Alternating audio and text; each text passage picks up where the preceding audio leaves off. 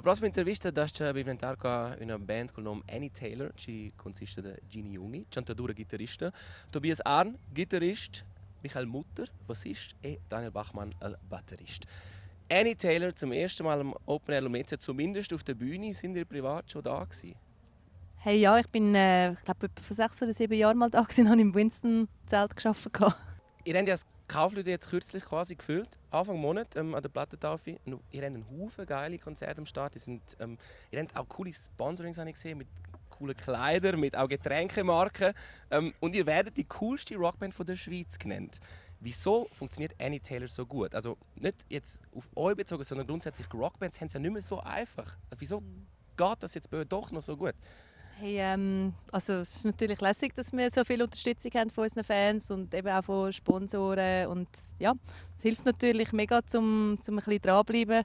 Also ich weiss nicht, ob wir uns selber auch als die coolste Band bezeichnen. Aber ich glaube, was sicher etwas ausmacht, ist, wenn man sich aufeinander verlassen kann, wenn man einander vertrauen kann, genug Respekt hat, um einfach auch einander machen lassen und zu wissen, dass es schon gut kommt, auch wenn jemand anders vielleicht mal einen anderen Ansatz hat. Wir haben ja schon gesagt, ihr seid viel unterwegs.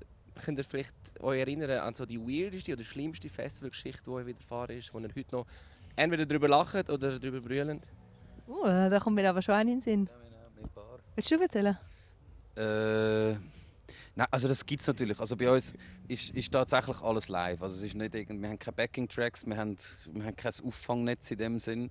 Da passieren natürlich lustige Sachen. Es hat erst wirklich Shows gegeben, wo wir quasi abbrechen mussten, weil einfach das Zeug nicht mehr funktioniert hat. Und ja doch, die eine, die ist jetzt auch schon zitiert worden, quasi, auch in den Medien haben wir es auch schon erzählt. Das ist die eigentlich für mich auch schon in Brighton. Das ist wirklich einfach Fun gewesen. Das ist wirklich, also ich glaube, das ganze Side-Feel ist auf Schlagzeug draufgegangen. Einer ist gekommen, hat beim Tobi in den Monitor reingeginkt, damit er wieder tut. Ich bin auf dem Bier ausgerutscht und habe ihren Head von der Box oben ab irgendwie noch so. Also, aber ja, alles am Mittag muss man sagen. Ja. Worst-Case-Szenario.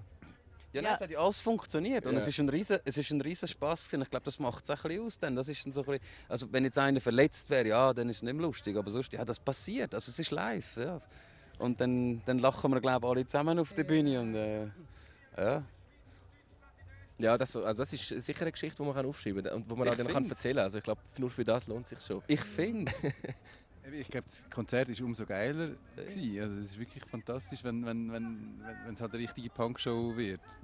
Dann entstehen Momente, wo du nicht kannst, ja, wo halt andere Gefühle auslösen, als wenn du einfach das normale Set spielst und das funktioniert halt alles schön. So. Ja. Jetzt habe ich noch eine letzte Frage, das habe ich recht spannend gefunden. Am St. Gallen Opener haben einen eigenen Barkeeper für Espresso Martini gehabt. Sicher, wer hat das ist nicht? der heute auch dabei oder haben wir heute einen Kapunz gekocht? Oder was ist das?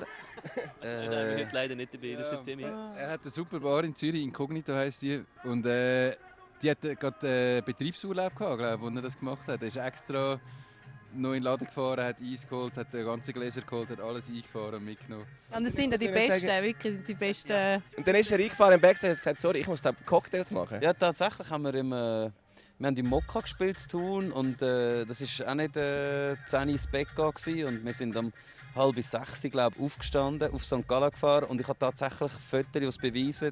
10 vor 10 die ersten Espresso Martinis und das Gipfeli noch drin, Kaffee-Gipfeli.